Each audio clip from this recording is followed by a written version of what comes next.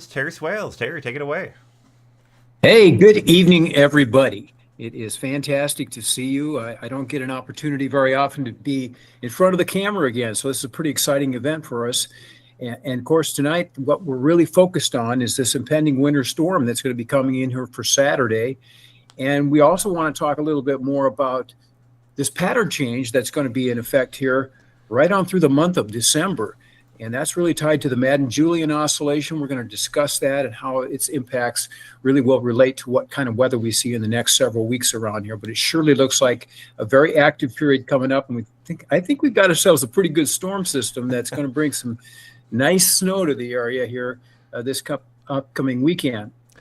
As far as my situation is, I'm currently in Dubuque. I'm up high on the bluff here on the Mississippi overlooking the river. So this is my little studio. But helping me tonight is a meteorologist I have a lot of respect for. He actually works in Florida for NASA, and he's in Cape Canaveral, and his name is Nicholas Stewart, the Hey, Rocket everybody. Man. The And Rocket nickname Man, stuck from a long time ago, and it just kind of continued right into the new career.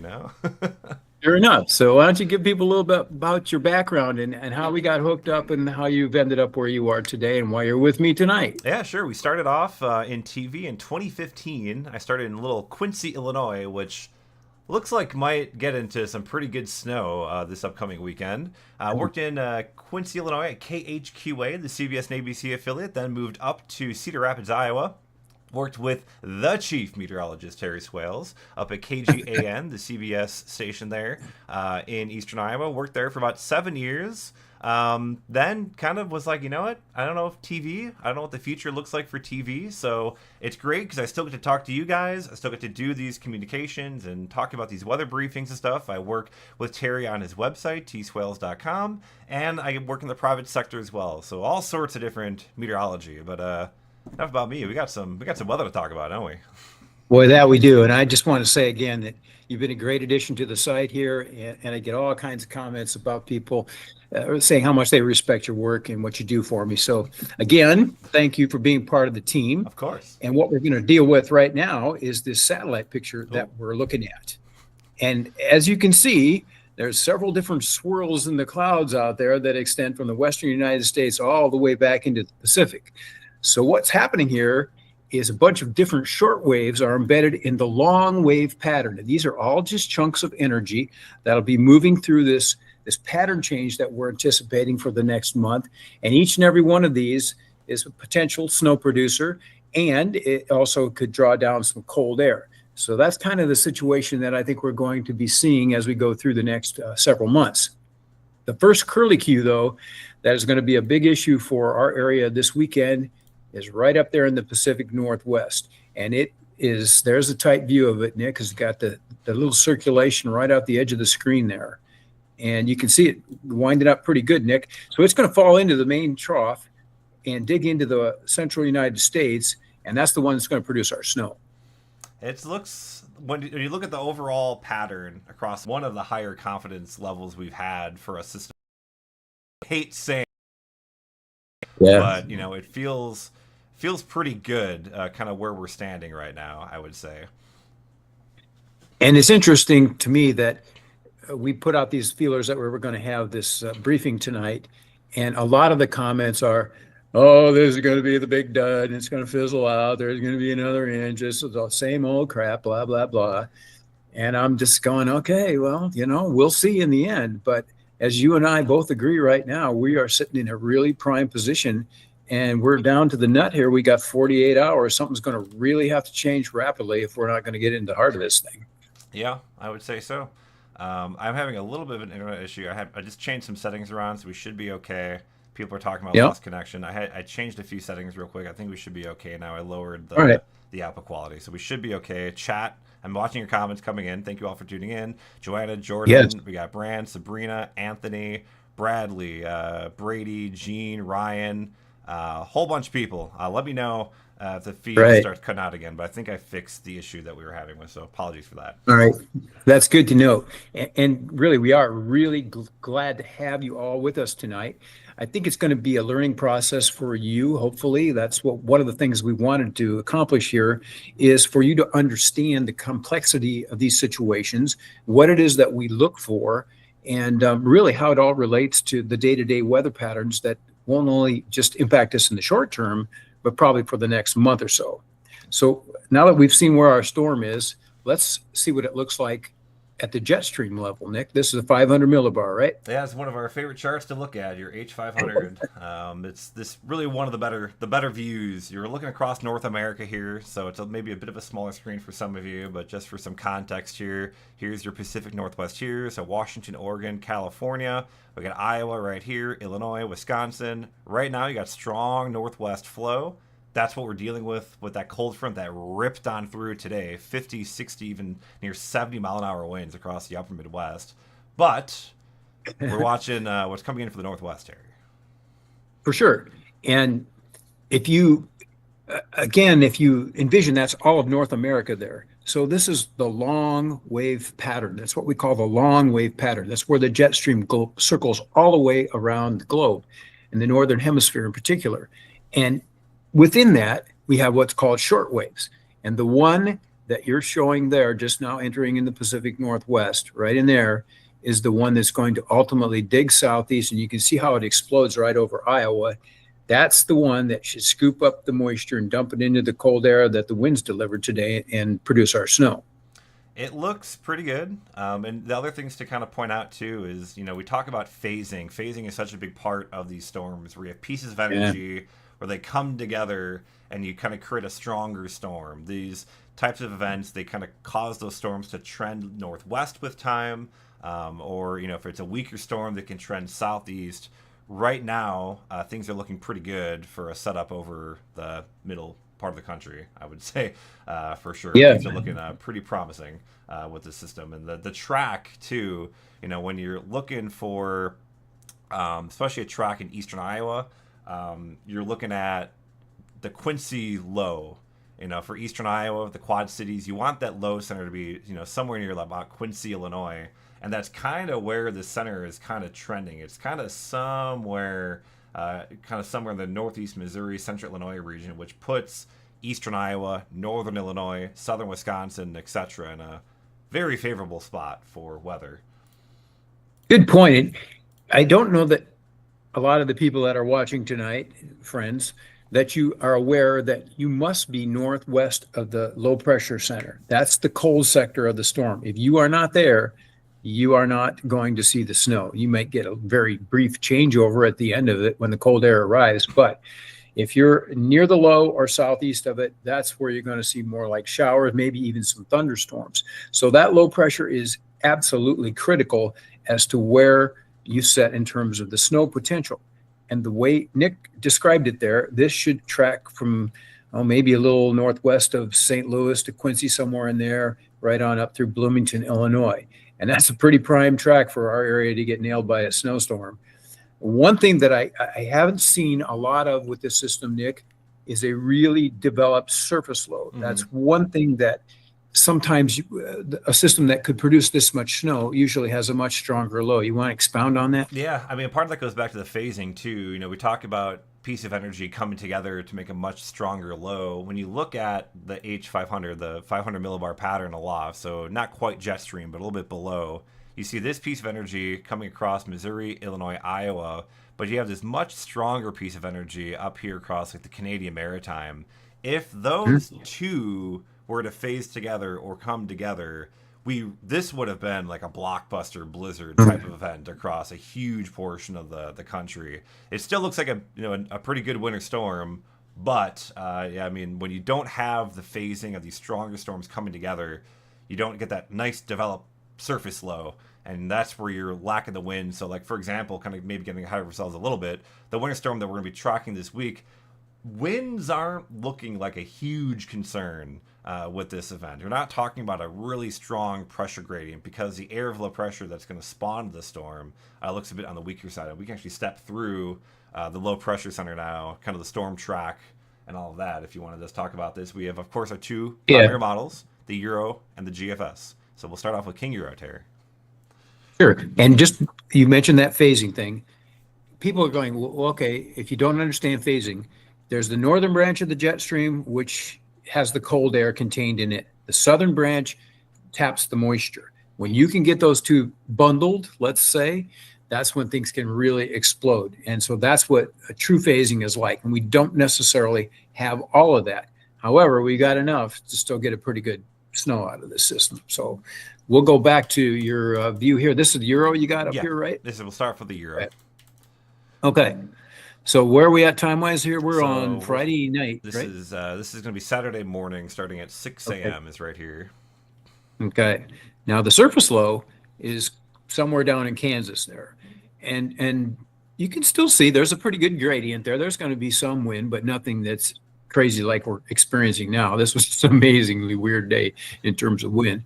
However, what the key thing is, if you look at where the winds are originating in Missouri, they're coming directly up from the south, and that's what's transporting warm, moist air right up and over the top of the cold air. So cold air is more dense, so the warm air wants to go over the top of that and rise. And that, when it's lifted, that's when it's cooled and condenses and it causes precipitation. So you can certainly see that we're getting what we call warm advection snow ahead of the primary system down to the south. So that first wave of snow that comes in Friday night and early Saturday is nothing more than just warm air coming up and over top of the cold air that's in place. And then later and behind that, the low pressure will move east, and then you form a deformation band. And that's where, when you're north of the low, you get a secondary swath of heavy snow that forms, and that'll track somewhere across eastern Iowa, northwestern Illinois, and that's what's going to dump the second phase of the snow. So when you get to two, the double whammy, that's when you can get yourself some pretty good amounts, 8 to 10 inches. That's a nice setup for us. Your thoughts on that? Yeah, I mean, the other thing too is when you don't have the cold air in place. So this cold front that we're dealing with today, that's ripping through the Midwest, that is setting basically a nice cold floor for everything, right? And it's critical. A lot of these systems, when you're talking about the Euro's showing right here, with kind of this pre-snow band showing up, again, this is just one model. Things can shift a little bit. Just a big caveat as we go through this. Keep that in mind. But when we have the cold air in place, that allows this initial precipitation to likely be snow and of the frozen variety as opposed to rain. There have been several times where we get these nice strong lows that come through the country in the central US, but it starts off pretty mild. And so you don't get the cold air right away. So your snow doesn't kick in here. Your main snow is after the fact. In this case, it's setting up, we're kind of getting both aspects of it. Kind of this overrunning front of the leading edge starting probably Saturday morning, late Friday night, more so Saturday morning. And then it's kind of a slowish moving system getting out of here maybe midday Sunday. So you can kind of see it's a bit of a longer duration event with that snow. And for places like Iowa, northern Illinois, southern Minnesota, southern Wisconsin, I mean, that's a lot of cold air and a lot of snow for a long duration of time during that. Right. And in all of our classic snow events where we get dumped on, you've got to have a really big warm advection event ahead of it. And then to follow that up, you get into show them where that deformation band is northwest of the low there. If you just kind of watch where the low tracks, you'll be able to see. Now it's up in northwest Indiana, but back it up a little bit, Nick. Yep. And you'll be able to see how that deformation band there extends from Iowa on up across northwestern Illinois and into southern Wisconsin. So that's a secondary phase. So there might even actually be a little bit of a lull in the intensity of the snow sometime Saturday before it picks up again with the second wave. Yeah, But go ahead. I was gonna say the deformation band when it comes through too. The other thing to note is your snow early on is going to be a bit heavier and wetter. It's a little bit warmer, kind of on that leading snow. So you're kind of having a bit of a heavier, wetter snow with this.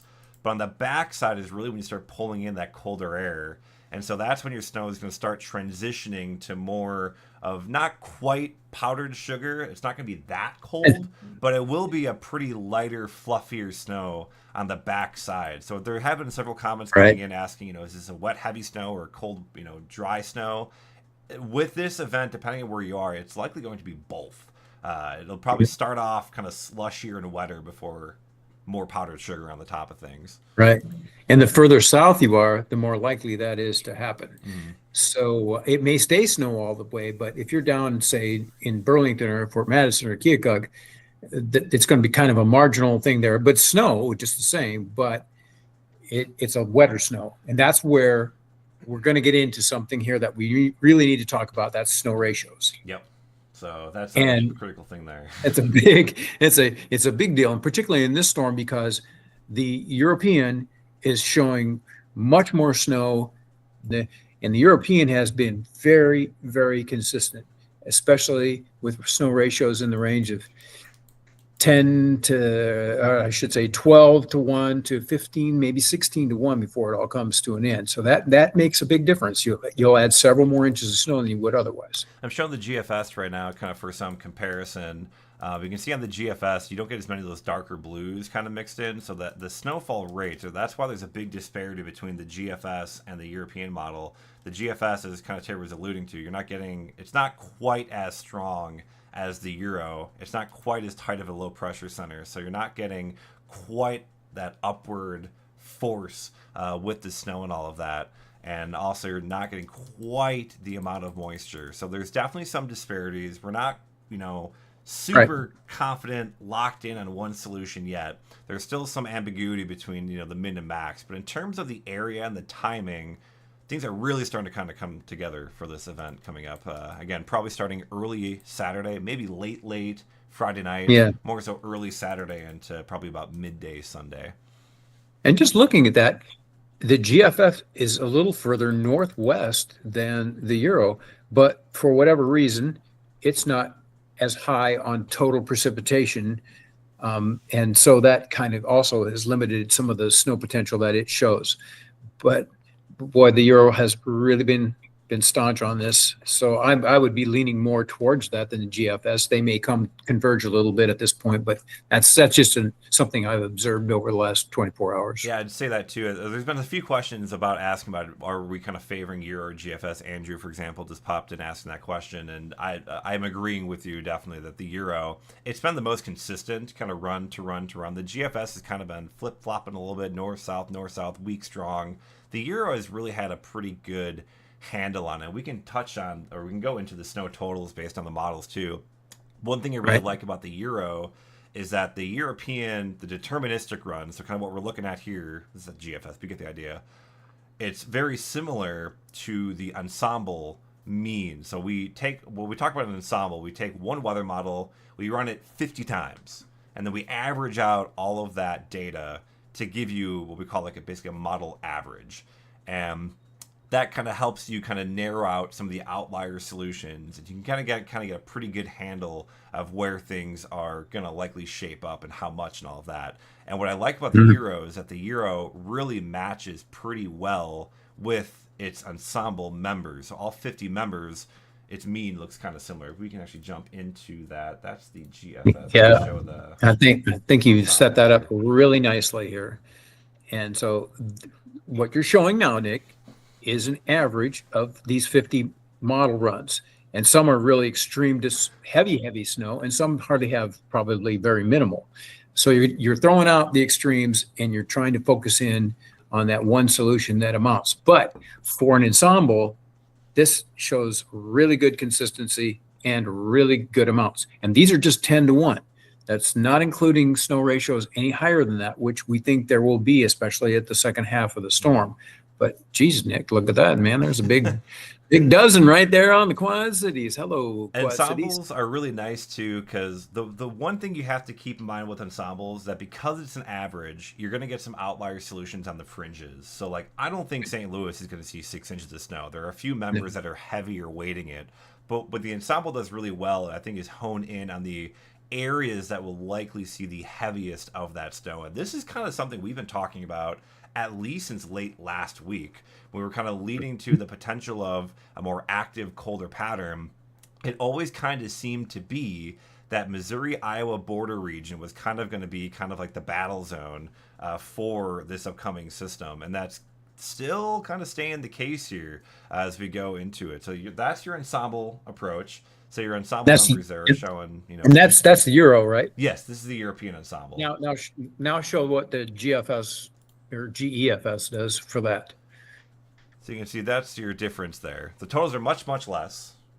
Yeah. But the area that we're looking at is very similar. This In fact, you might is, go. Can you go out at maybe two more runs there, or yeah, also let me 24 change the hours? 10 to Some, 1. Let me go yeah. to, So now you're getting more into the rest of the area here. That mhm. was kind of centered out to the west, but still, for an ensemble, you know, most of the members are looking pretty stout in terms of Iowa and Northern Illinois. That seems to be the bullseye with this system. The GFS, again, the GEFS, this is, again, the American Model Ensemble. This is made up of 20 members. The European Ensemble is made up of 50 members. So you have 70 total weather models basically running together, averaging out, and you can kind of see the general consensus here is that we are lining up pretty nicely for much of Iowa, maybe northeast Missouri into northern Illinois. And again, in terms of talking about totals, I think, we're still a little too far to really hone in on exact totals. These models kind of give you Right, just an for sure. idea, but I think, we're talking 6 inches plus, I think, is a pretty safe bet for a pretty large portion, especially that area that's in that purple area there across much of Iowa, maybe northeast Missouri into much of northern Illinois and southern Wisconsin. Yeah, just worst case scenario now, I would say most of the area would see 4 to 7 or 8 inches. Mm-hmm. Best case scenario, it could be 3 or 4 more inches than that. So that's kind of where we stand 48 hours from the event. And that's why nobody at this point is really throwing out any numbers. But you can see when we look at the data, there's some reasons for concern here in terms of some pretty hefty snow. Also, of course, I find it funny too. I feel like I have to mention it when you say worst case scenario. That's probably the best case scenario for For me, 90 yeah. about 95% of our audience. They don't want the snow. But yeah, Oh, that I'm is a I'm looking at really it the other way. Geez, man. exactly right. Jeez. No, I just Oh, wanted to make sure. I all mean, there right. are a lot of people who love the snow. I moved to Florida. I miss the snow. I should have been home for Thanksgiving, and I'm not because of life circumstances. But that would have been a fun time to go home. Let me tell you. I got you. Well, He, anyway, so what we've pretty much determined then is just between the ensembles, there's a very good, consistent feedback here that most of the area is going to see a substantial snow. mhm, So that's very encouraging 48 hours from the event if you want snow. yeah. If not, well, you might want to head south because I don't think we're going to miss out on it that badly. Um, so what about then? What's a deterministic model? Can you explain that to people? Because that is something that, it's just one run, Mm-hmm. right? And how does that work compared to an ensemble? So here's what you're looking at here. This is the European, the deterministic run. So this is basically like the king version. This is what's basically the best performing model that we have, that they produce. And so all of the ensemble members are based on this model infrastructure. And every model is a little bit different. People ask, why is one model better than the other one? There's so many things that go into these models. It's the data that goes into them. It's the calculations that are used to measure and to produce things. Cloud microphysics, for example. I had to take a whole course on that in college. That is a huge That part was of fun, weather Nick. models. Oh gosh. Who wouldn't want to take that? I had the book, I think, somewhere in one of those books back there It's still. one of those big ones, right? Yeah. Uh-huh. But I mean, all these different things. The Euro, for example, when a recent upgrade, it has many more vertical layers. So when you think about the real world, I mean, it's air just flowing like crazy, up and down, up and down. But these weather models, they're at strict altitudes. And so that introduces air and all that too. So going back to your question, the deterministic model run is basically, the most fleshed out, most ideal weather model run that has all the data coming in that it should be getting. While the ensemble takes that weather model run and kind of changing in the deterministic run at a 10 to My site set out there where I yes. show what the actual, not this one, but where you show the actual Kuchera ratio of the snow. Ooh. If you pull it down, I think you got the whole page, right? Yeah, let me Oh, go maybe to. not. Oh, on that page. Okay. Yes. So somewhere here, you're going to see. Okay, I think now you're probably getting towards go up a little bit there, Shiner. There you go. Nicely done. But there you go. That's the one. Okay. Pretty much this one topper. Keep going Okay. up. There you go. Right. I got you. Is that the Yeah, that's Kuchera? Euro Kachera. Okay. All right. Notice those amounts. Um, my glasses are so bad I can barely see it, but I'm thinking it's got 13 to 15 inches. Does that Yep. look right? Pretty good. All right. Pretty Well, big numbers there. the stuff you were showing before didn't have that. So what does this mean? Well, this is a different snow ratio. If temperatures are colder, particularly in that layer where snow develops, the dendritic layer, and the crystals form, then you can get a whole lot more. And so that's why when you utilize that particular tool, which is what it's designed for, to take that into account, you got higher numbers, Yep. much higher numbers. The colder air is lighter, So, fluffier snow, and when you yeah, average out or mean it, it's just 10 to 1. Yeah, you get some nice fluffy snow. it's more powder. Yeah. That's essentially what it is. So, you have to factor that in to some degree, but this may be the extreme event on the high end, and we don't know that yet. Maybe it's the right call. The GFS seems to be quite a bit lower, particularly when you look into its version of Kuchera. So at this point, we're still kind of trying to take a middle road approach, but I would lean more towards the euro, I would Yeah, say. I would kind of generally agree. And if we go to the probabilities here, um, I think it seems to me that like the official forecast coming from NOAA, the Weather Prediction Center, National Weather Service, they do seem to be favoring the European in their approach with the track as well as the intensity. So let me go. So for example, this is and one thing to point out here is that this is not the full duration of the event yet. So this is only through 6 p.m. Saturday evening. So there's a lot more snow to go here. But what we're looking at already, did not mean to do that, let's zoom in a little bit here, is that the probabilities of at least 6 inches of snow, so 6 inches or more of snow, is already pushing 80 to 90% here across northern Iowa and southern Minnesota. And again, this is well before the end of the event. So if we extend that out and we look at the probabilities of at least about 4 inches of snow, this takes you into 6 a.m. on Sunday morning. So you can kind of connect the dots, right? And that continues into Madison. Huge chunk here, all the way down to the Quad Cities, down to Galesburg.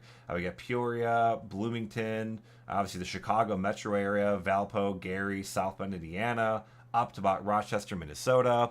Huge area here where you're talking at least 70 to 90% chance of probably about at least 4 to 5 inches of snow. And again, at this range, that's pretty high confidence with this system so far. So generally speaking, if you live from about Eau Claire down through the about Quad Cities down to maybe about Bloomington, that chunk north to south, and about as far west as maybe the Missouri River out in Nebraska, and obviously way out east of kind of where we normally cover, through Michigan, it's a huge area. We're talking probably, Right. 4 to 5 plus, likely 6 to 10 inches plus. I would say 6 to 10 is probably a pretty decent threshold here for much of eastern Iowa, northern Illinois, and southern Wisconsin. But the models are trending pretty favorably and consistently for heavy snowfall.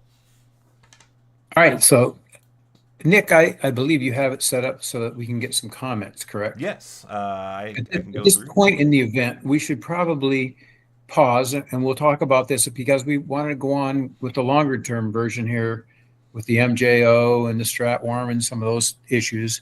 So let's see if we've got anything here of note. And I'm very curious too to just see who's here and where you're from. Yeah, feel Are free. you a local? Are you from anywhere in the Midwest? Or where are you at? I would get people from all over the world, to be quite honest with you, which is pretty fascinating. I never thought that would happen in my life, but yeah, this is the time. Geneseo has been a popular city. I've seen a lot of people comment that they're watching from Geneseo. Sabrina I says like that. Davenport. We got Ray from Waterloo, Mike in Cedar Rapids, Janice from Macokota, Samantha, Anamosa. We got Josh in Iowa City. Mark with a comment says, I love this. Hope you guys do this on a regular basis. Quite educational. It's a good little event, to have a little drink. This Right. is water, by the way. No. But have a little bit of a drink, take a little snack and take a bit of a listen. We got Julian from Yeah. Monticello, Chris from Iowa City, Ryan from Dubuque. We got Nicholas and Macokota, Tom, Kiwani, Joshua, and Walker. We got a There lot you of go. people in here. We're talking several hundred people popping in here. We got Andrew, Cedar Rapids. They're all coming in too fast now, so if I missed your name, I apologize. They're coming in. They're Yeah. coming in hot and heavy now. Amy, Clinton, Bradley, Iowa City, Karen, Cedar Rapids. Steve was asking about how much for Iowa City. I think we just kind of alluded to it. 6 to 10. Is that something you're kind of thinking Yeah. pretty favorably about? What are your thoughts on that for Iowa City? Everybody wants to know for their hometown, and we could spend hours and hours just talking about that. But I think what's important to know is that right now, I think that 5 to 10 inches area wide looks extremely strong. Mm-hmm. Maybe a little more than that. So wherever you are, I think you can assume a minimum of 5, a max of 10, with a little play there. But it sure looks to me like most of my area is setting pretty prime for this event, wouldn't you say? Yeah, I mean, I meant to do this show this Yeah, earlier. that's a good call. So this is the probability. So looking again at the European ensemble, you have 50 members. You average it out together. This is your probability of at least 6 inches of snow. So half a foot of snow. I would consider about 5 to 6 to be the point at what you're starting to talk about a pretty impactful snow. Usually around that 5 to 6 mark is when the roads really start having a lot of problems. And so your probabilities here are 90 to 98% of 6 inches plus across a huge portion of Iowa, northeast Missouri, into northern Illinois. And it seemed like your maximum is going to be kind of here in that northwest Illinois, eastern Iowa, southeast Iowa, northeast Missouri. That's kind of where you're getting that perfect overlap going back to the very beginning. We talked about that initial push of snow and then that backside of the snow. Several people I've seen a few more comments asking about, is this a lighter, heavier snow or a lighter, fluffier snow? The answer is kind of both. Initially on Saturday, it's going to be a heavier, wetter snow.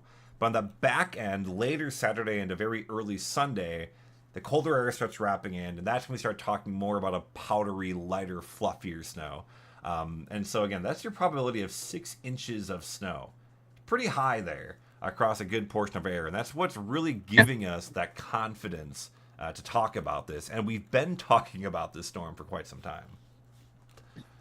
And then, I've noticed a lot of comments in the last 24 hours about people saying, well, the National Weather Service says this, or this TV station says this, or we're hearing all of these different things.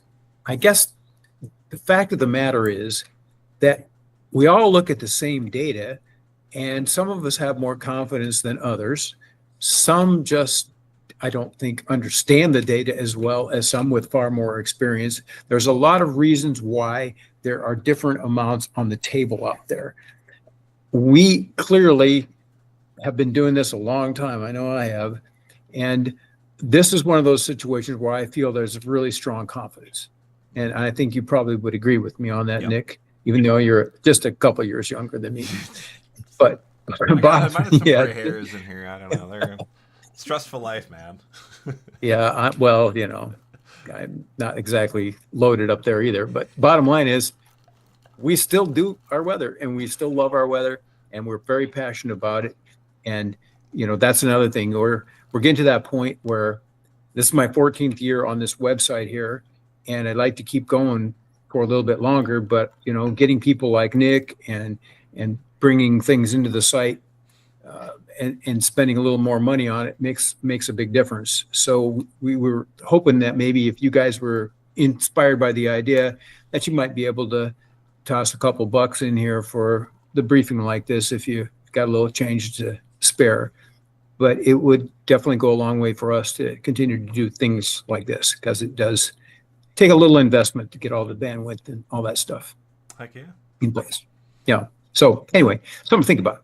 So I think, in general, right now, there's not a whole lot more we can say other than the National Weather Service has very strict guidelines about when they can put out winter storm watches and so forth and so on.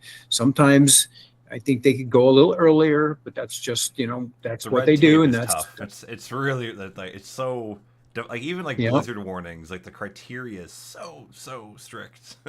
yeah, it's got to be right to the nut.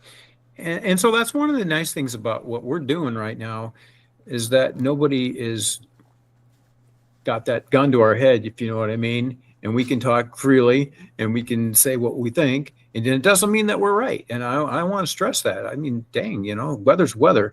It's a lot of atmosphere up there. But we put a tremendous amount of thought and effort into this. I can't tell you the hours I spend.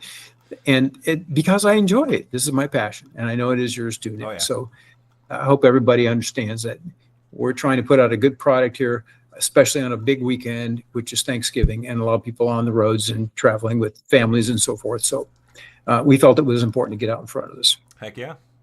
Okay. If you guys ever had any questions, by the way, we're happy to answer any. Several people have been commenting about the fact they have to travel, and this goes back to why we've been pretty upfront about this system. It's one of the most traveled weekends in the entire year, and yet again we're dealing with a pretty what looks to be a high impact winter storm across the region. It looks like again Saturday and Sunday are going to be your problem days, especially Saturday. Most of Saturday will likely be a problem, and so a lot of people are already canceling. I've seen a lot of people canceling Thanksgiving plans and things like that. I want to stress that Friday looks like a good day still. Yeah, all day. So if you have those plans, you can still travel on Friday.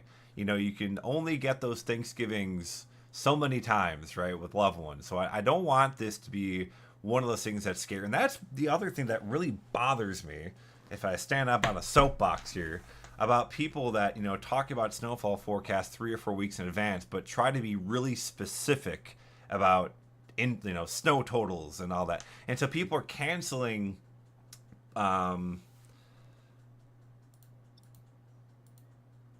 Sorry. And so somebody's like, canceling plans and stuff, weeks ahead of time, and it's like you don't have to do that. So. No, and that is true. And again, for those who have hopefully followed us for a long period of time, they would understand that we're not about hype. We do our very best to keep things in check, I think. Yeah, we've had a few of those. They happen every once in a while. Yeah. Enough for this part of it? Yeah, I think so. What else? All right. Anything else you want to dabble on? Well, I personally think that we should talk about the pattern change. Sure. And what this is ultimately, or at least ultimately could mean for the month of December. And that is really, in my opinion, tied to the Madden-Julian oscillation. And if nobody knows what the Madden-Julian oscillation is, some amazing dude figured out that what happens with convection in the tropical Pacific, way back like in the Indian Ocean and down towards Tahiti and Darwin and those places down in that part of the world, can specifically make a difference in the weather in North America. And usually it takes a lag time for this to happen. But the amazing thing for me about it, and what I really like about this particular teleconnection, is that it is able to give you a hint at what the weather is going to do before the models could ever see that information, see that data that confirms it. And so you get a tip-off, you get a little trend there. And in the wintertime, the MJO is a really great tool to work with. And for those who have not been paying attention, there's 8 phases of the Madden-Julian oscillation, and there they are laid out there. One of them is for the Western Hemisphere in Africa, and the other one is more of the maritime continent out in the ocean there.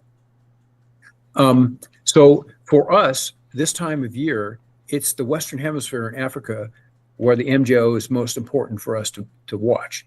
And you see all those yellow squiggles there? Those are members of the MJO. The one that you see in the blue is the mean, more or less, of all the solutions.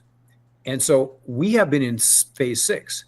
And if you pull that down a little bit, Nick, I think you're going to see what a phase 6 means for temperatures. There you go. So there's phase six. What does that look like? Oh, that's a blowtorch, man. That's warm stuff. And that's what we've been in for the last 2 weeks, approximately, I would guess. But you'll notice what happens when you go to 7, 8, and 1, which is the phases that you see in blue there to the right of phase six. They're all cold phases, what I call the holy grail of cold. So we'll go back up to that link there, which shows there you go. And today, just today, we finally got out at phase six. And what happened today? Boom. The wind and the cold is settling in. And you can see that the MJO, by the dates, starts working its way into phase seven. Then it gets into 8. And then finally into phase 1 and even phase 2 by the end of December, it's cold. So you line that up and you're pretty likely to see some winter weather, and certainly below normal temperatures, and that usually leads to snow. But you can see there how that rotation is taking place. And right now, we're just finally getting into 7, which is a colder phase. But phase 7, in my opinion, is kind of a setup phase. It's where you start delivering the cold, but it's not the worst of it. It can back off a little bit. And it's possible we do have a couple of moments here in the next 1 or 2 weeks where the cold eases up a little bit. But when you get into 8, then you start getting a big block over Greenland and Canada. And that's when you can really get storms to undercut that. The cold is in place. And 8 is a big phase for snow and cold in our part of the country. And it sure looks like we're going to make a run from that from the 16th through the 25th of December and beyond, perhaps. So that's why I think the MJO is big, because it has shown us consistently we were going into these colder phases. And sure enough, it continues to do that. Mm-hmm. And I'll let Nick expound on that, his thoughts. Yeah, I mean, we talked very early in this broadcast about how our cross paths, in Cedar Rapids, I moved up there. I had no idea what this MJO thing was when I came out of college. I knew teleconnections pretty well, like the NAO, the PNA, the AO. I used a lot of teleconnections, but the MJO I was never really familiar with. If you like to get ahead of long-term forecasts, the MJO is incredible. There's really is, and again, you're not going to be able to look at this and say, in 2 weeks we're going to get 8 inches of snow on this, particular date. Right. But it's incredible for showing the overall pattern. You're going to start trending towards a colder phase, a colder weather pattern, and a more active weather pattern, depending on where you end up on this graphic. And it really does a phenomenal job of forecasting, 2 to 3 weeks in advance before things really kind of start going downhill. Again, it's not perfect. You're not going to be able to get really specific details, but it really is pretty good for showing overall pattern trends as we head towards, like a new month. Yeah, absolutely. It's just strictly trends. And when you're going into 8 in December, well, that's where you want to be if you want snow and cold. If you want warmth, you want to be over in 6, just flat out. That's as simple as it is. And it's amazing how well that correlates. Mm-hmm. And there are analogs to support all of this. And whoever figured this out is a dang genius. I got to tell you, who would have thought? Tropical Pacific convection. That's wild stuff. When you stare at stuff enough, you start kind of connecting the dots, right? It's like, wait a minute, there's always these storms here. And then, like, one thing we get a lot, in the, especially later, like the very early season for more active, severe weather, you get that recurve effect from typhoons out in the Pacific. That's a really big thing that you get too. You get those typhoons that, rip and then recurve up in the Western Pacific. It pumps a huge amount of warm air into the mid-levels of the atmosphere, causes a big ridge to build. Weather, all weather comes down to is balancing, just trying to get the world back into balance. And so if you pump up the ridge, that thing's got to collapse at some point. And, that's how you kind of look at these. If you have a big typhoon in the Western Pacific, the weather in North America is going to get kind of interesting in about 14-ish days. So it's, these teleconnections, the weather in one part of the world affects the weather in another part of the world. And that's where I think El Nino and La Nina, I think that's something that everybody's pretty familiar with. No, that's just one of several of these types of Hmm. things that we're looking at, to try and forecast long trends. Because, you might only care about, your weather going to work tomorrow or for school or maybe some sports event. By the way, we haven't talked about this. Northwestern plays at Illinois in Champaign Saturday at 7:30 p.m. That That should game be fun. could be Hmm. incredibly exciting. The over under, by the way, 47 and a half. Do with that information as you Ooh, will. But it could be a very, very entertaining game. yeah, We haven't talked that about that yet. could very well be a snowy event there for sure, and that'll be something to watch. But yeah, your information there about these these tropical systems, they have to go though all the way almost to China and Japan, and then curve north. If it goes into China or if it curls south, it's not going to buckle that jet. And then you get, your negative Eastern Pacific Oscillation or Western Pacific Oscillation, which buckles the jet and brings that cold air in. So that's a great tip off, and it's consistently works. Yeah. It's really good. So these are little things that guys that are really freaky about weather put down in their notebooks.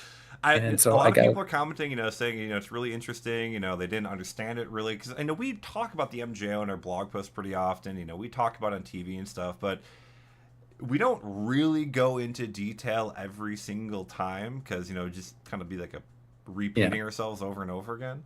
So it is kind of good, kind of set the table as to, here's everything that we're looking at. And if you can kind of look at this, you just kind of know going to 8, it's going to be cold. That's all you really need to take away from this in the grand scheme yeah, of things. But yeah, a lot of people just commenting about that. Also, interesting question. Dan Schumacher kind of made a comment asking if there's a major volcanic eruption. Any comments on that? That is a thing that has happened.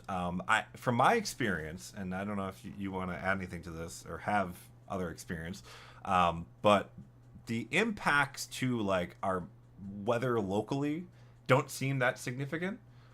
But those volcanic eruptions do seem to have more of an impact on tropical weather, like hurricanes. It mhm, remains to be seen as to how much this eruption that just happened from a forever dormant volcano just kind of decided to go whoop. How that yeah, will impact the world. Long term, we might start seeing those impacts. And I think a lot of times, like the Tonga explosion, that was a heck yeah. of an eruption a few years ago. The real impacts you don't really know for years. It's hard to really know what the if impacts were kind of in All those real right. time. So It's like Krakatoa and Pinatubo and the ones you mentioned there. It sends all this ash up into the atmosphere, which disrupts solar radiation, and incoming radiation is what we absorb heat from. And so by that not coming down, it alters temperatures. And we've had, well, Krakatoa was responsible for the winter without a summer, blah blah blah, or the summer without a winter. No, vice versa. I think I had it right the first time. Bottom line is, it really messed things up. And so they can, but they have to be substantial eruptions. We're not talking a little poof mhm. here. You got to really let her rip, Mount St. Helens or more for sure. Yeah. So something to watch. But yeah, that's my 2 cents on that. And again, these are all factors that we have to look at.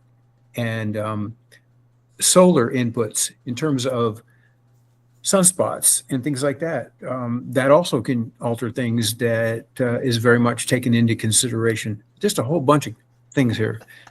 I don't believe that I can see this. Oh, there's my son Frank, young Franklin. You can Young barely see him. Franklin. He's black. There's his eyes. Frank's a weatherhead. He's always observing. All right. Thanks, Frank. I'll see you later, buddy. All right. I Talking got to about do. teleconnections too. Bye, Frank. I did want to mention too that when we originally were looking at the pattern going into meteorological winter, I wanted to go back. We do a lot of work on these blog posts on the tswails.com. This is a post from November 2nd. So, we're talking almost a month ago. And, it's kind of look, is in the short term is very warm. Remember, November started off pretty warm. Your official site, so Climate Prediction Center was talking about this 8 to 14 day temperature outlook. Yeah, very warm. That verified. I'm not diminishing that forecast at all. But Right. we went a little bit deeper. And we started looking at the long-term teleconnections, your AO that I kind of alluded to, just different temperature differentials in different parts of the world. The NAO is a really good one too. And what we started looking at in the beginning of November, so nearly almost a month ago, we were looking at what looked like a colder and more active late November into early December. So this goes back to these teleconnections like the MGO and all these other ones. We're not going to be able to tell you again if it's going to snow on this date at this time and how much snow, but you knew in advance. If you're like a snow plow operator or a city that has to do with salt and stuff, this is the forecast they're doing. That's why they hire meteorologists at airlines and big city, big corporations and all that, is to not do, what's going to be tomorrow, but what's it going to be like in 2 to 3 months, or weeks, I should say. Right. We can do monthly, sort of, well, not that great, but at least, a month or two in advance, you kind of get the overall patterns. And this was the MJO actually going back. This was it on November 1st. And you'll know it started trending towards that phase 7, which Terry was talking about, that 7-8 is really king as we get towards the wintertime. And so as we are watching this start to unfold, these weather models only go out so far. We knew that, okay, well, once we start kind of playing connect the dots and kicking these lines out further, the trend was going to be pretty favorable for some cold and snowy weather. Right. Yeah, I think that's all in there. Good point. And again, that's all based on convection in the tropical Pacific, Western tropical Pacific. And how do we measure that? We have satellites that can determine radiation that is available. And if there's convection, that's going to bounce it back. If there's none, well, it's going to go right down to the ocean and so forth and so on. So just by satellites observing this, we can see where this trend is located. And that gives us a pretty good idea of where our MJO is and where it might end up going. And so, again, it's quite remarkable that something as simple as that can really change the weather across North America, at least give you an idea how it's going to change in the future. So it's particularly strong, though, in the winter months. So I'm really big on that. And other teleconnections, like you talked about, the NAO, the EPO, all of those things certainly pretend a different type of pattern. The EPO is the Eastern Pacific Oscillation. The WPO is the Western Pacific Oscillation. One's a little further west than east, obviously. But if they are in a certain phase, that buckles the jet stream and allows cold air to come down. If it's in the reverse phase, it's more of a zonal flow, which allows Pacific air across the country. And so that's a big one. If you don't want to have cold weather, you like to see that in the positive phase. When it goes negative, you're usually going to get a dump. Yeah. And that's also something that happens with those tropical systems you talked about in the fall. Mm-hmm. They will force that to happen. The NAO is another one that's going to be pretty big coming up here soon, and that's really strong in phase 8. Yeah, and that's where we're headed in the MJO. I haven't even looked at the teleconnections here. I've been so focused on this, winter storm. I haven't even looked at where our teleconnections are heading here. Let's take a little look. The problem too is that's what I call a low confidence forecast if I've ever seen one. Your bar and whisker plots there kind of showing your max and mins there, very close to the max and mins on the range. You got some as low as -3, and then some as high as +3. So that is some low confidence forecast when you start heading into January. Let me tell you. And that's an Arctic oscillation. Yep. Here's the NAO. And that's pretty neutral too. Yeah. Neither one of those are particularly crazy. And even the control is right on that neutral line too. It's interesting. Right. And so we're talking for mid-December here. Is that when we're looking at this? So it goes out to December 11th. Here is the very end of this. Okay. If you want to have some fun, here's the 46 day. That keeps it neutral almost all the way into early January. But obviously there's a lot of spread here among the different members. So this is just one of those things we'll have to watch as it develops in real time to kind of see how things start panning out. That's true. And, if we lay down a lot of snow cover here in the next day or two, and we know it already happened yesterday up in Minnesota, that's another huge factor because it really changes how that air that comes down from there is modified, where it goes, and so forth and so on. But I will say this, just on a little bit of a tangent here, the climate is much warmer than it has been in years past, Hmm. and some of these tried and true things don't work quite as well in the world we live in today. And so you kind of got to step back. But I really do think the ocean temperatures are essential in terms of long range forecasting. 70% of the globe is water, as you know, and 30% isn't. So water temperatures are going to make a huge difference, particularly when you consider the specific heat of water and how it warms and cools compared to land. It makes a big difference. So yeah, I don't know. These are crazy things that you have to throw into the equation that are really hard to measure. The Pacific Ocean in particular is having one. Let's do anomaly. Let's do 1 week anomaly. Let's do There you go. November 25th. You can see, I mean, this huge blob of heat out here in the central and western Pacific. It really does make forecasting very difficult. I mean, there's some teleconnections I really like to use. I mean, obviously you can see the La Nina right here. This is what we would That's normally key. see. So I mean, La Nina is a big one here. You see that cold air stretch in there.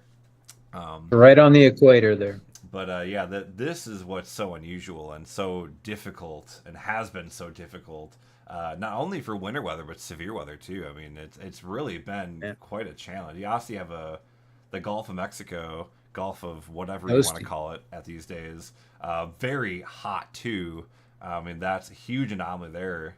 And the Gulf of It Mexico is. being so warm compared to normal is important because our moisture supply for this upcoming winter Yeah, storm and whatever else comes from the Gulf.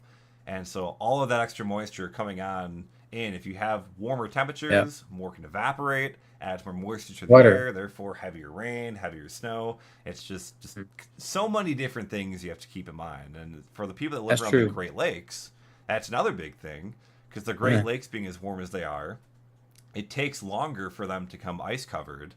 And so, we talk about, warming temperatures, but that's an instance where you actually get kind of more extreme winters with lake effect because of the warmer water. So oh my. it's a Yeah, lot of fun there. without a doubt. But yeah, you can just see in the Gulf, the water vapor is extremely high there. And that's our moisture source. That's where we get the moisture that we need for our storms. And you can see how above normal that is. It's like, and there was no hurricanes there this year to That's a disrupt that. big problem. That's why the severe Upwelling weather is season going is to going to be change interesting. that. Yeesh. Yeah. No doubt about it. So that's 3 weeks or 3 months away, I should say, but maybe four. But yeah, that could be a factor. It could very well be a factor unless we get just a whole bunch of cold air that just comes down there and finally chews some of that up. But right now, something that very strong winds, and we're talking about at the highest levels of the atmosphere here, the stratosphere, way up there. But what has happened is that we're starting, or we have been seeing a warming. And in fact, it's probably underway and has been for a while now, that this warming that you can see there, these are abnormally above normal temperatures. That is considered a strat warm. So what happens then is that when it warms at that level, it allows the winds to slow up instead of really racing around that. And when those winds can weaken, it allows that cold air aloft to start able to descend to the ground where it can be forced into a different position because that's the overall structure of the atmosphere at that point. And so that polar vortex can be stretched, it can split, but essentially it can be a problem for us because of the cold air that it brings. And I'm sure you can add more to that. Yeah, no, and like I do, I wouldn't. It's definitely not professionally, but very somewhat casually. I'm a retail trader for like energy commodities, and so like natural gas, for example, it moves a lot on this, and so if you have the reason for that is because when you have a sudden, it's called the sudden stratospheric warming, an SSW. That's kind of it's not it's really when you get that rapid warming is when you get all sorts of the chaos that unfolds, and so that is a pretty big identifier or indication that things might get really cold, really active somewhere across the northern hemisphere. And so you are talking about utilities to pay more for natural gas for heating, for power. And so you see commodity pricing change based on these really long range forecasts. And so, like natural gas, for example, actually, let me go back. I think I included it in this post. I'm kind of curious. So I wrote about. Yeah, I did. I did. So I did mention. I'm actually kind of curious where we're at now. So it's 376. Let's do natural. Let's just for job. Let's see if I made four. I mean, that's a big jump. 4.6 from 3.7. I mean, that's 30. What, like 30-ish%. Yeah. I'm just saying. I'm just saying. It's We provide a service change. on tswails.com that unlike anything Yes. other. That's something I want to just very briefly touch on. We'll wrap this up. But yes, tswells.com does do personal consulting, and Nick is a part of this as well. And there are very, very different elements of consulting that we are involved in. I don't know if you've got it listed there, but there are many things we'd like to do a weather school thing this year in the spring, or not even spring, probably the late winter. And so there's private consulting and a weather class. If you want to learn how to do weather, we can teach you how to do weather. We do public speaking events. We have forensic meteorology, legal services. We're probably going to do a storm chase this year, and we won't have many spots. But if you're interested, Nick is one of the best chasers in the world. He's the dude. He sniffs it out. I wouldn't go that far. If there's one to be had, he's going to find it. But the bottom line is, we can help you with some of your needs if you're interested and want to know more. So please consider that. And if you want to throw out a couple bucks for our little issue here tonight, we'd be happy to have it. But I think we've probably covered it, Nick. So give me your final words here. I guess we'll wrap up real quickly. And we'll do a quick 60 seconds recap for our winter storm. Here comes in from the northwest. Big upper level low begins digging across the central part of the country. We're talking about the snow threat across the upper Midwest, starting likely late Friday, more so Saturday into early Sunday. That gets on out of here. Timing based on the Euro, you start seeing the snow kind of develop here a late Friday evening, especially way out west, but more so for kind of the area that we focus on. Somewhere like early Saturday morning, 6, 7 a.m., you can start seeing it uptick. This initial snow will be heavier and wetter. It'll be a little bit on the warmer side, at least compared to freezing. But once the system begins to pass on through, late Saturday into early Sunday is when the colder air begins to wrap in. Their deformation band, heavier, lighter, fluffier snow. So you're going to have kind of both aspects of that snow. And in terms of the snowfall accumulation, this is based on the European ensemble. This is really good for showing locations most likely impacted. So eastern Iowa, northeast Missouri, northern Illinois. Pretty good confidence here of a pretty good snow. I know Terry and I, we were talking about it. 6 to 10 I don't think is a terrible starting point for a lot of areas, and it's a big, broad area. Anything else you want to add? It sure is. Yeah. So I think it's pretty evident that we've got some issues coming up here, but not until Saturday. So if you're going to do any traveling tomorrow or Friday, you're all in good shape. It's the later part of the weekend, and then of course it gets cold. If we get that snow on the ground, it's going to get really cold, maybe below zero early Monday morning, but not by much. But still, that's pretty early in the season for that. Anyhow, we got some breaking news there. Bring her on in. Got a little bit of breaking news. National Weather Service hazards. We do have our very first. Northwest Iowa starting to pop up here. This is this afternoon. It's not breaking. It happened earlier. I didn't see it until right now. There's a winter storm watch up there in far northwest Iowa and southwest Minnesota. So it's beginning. Right. The battle map is starting, and as we get closer, we had mentioned this earlier. There's a lot of red tape involved in issuing these alerts. You have to reach certain thresholds of how far you are out from the heavy snow. So it just comes out here. Doesn't mean it's not coming this way. There will likely be a lot of winter storm watches filling in across a big portion of the central Absolutely. I would think maybe tomorrow afternoon, most certainly by Friday morning, I think you're going to see winter storm watches all over the place out here and some upgrades to warnings at some point in time. Good time. So that's it, folks. Yeah, I want to thank Nick for his expertise here tonight. And I, I'm hoping we might be able to do this again on Friday if Nick can work it into his schedule. We'll see, but we'll alert you if there's another possibility. But I know that Saturday will be a big day, and by then we should have some pretty good crunch numbers, and we'll go from there. But on my part, I'm done. And Cool. Nick, anything more? I think that's it. I think that's it, Chief. I think that All was right. a full little over an hour. So It was strong. hopefully people learned a little bit of something. We started off with a winter storm, and then we really Yeah, went off the rails. So hopefully you learned something from that. That was a lot of fun. for sure. All right. Thanks everybody for joining us. We'll hopefully catch you later on Friday then. Have a good one, everybody.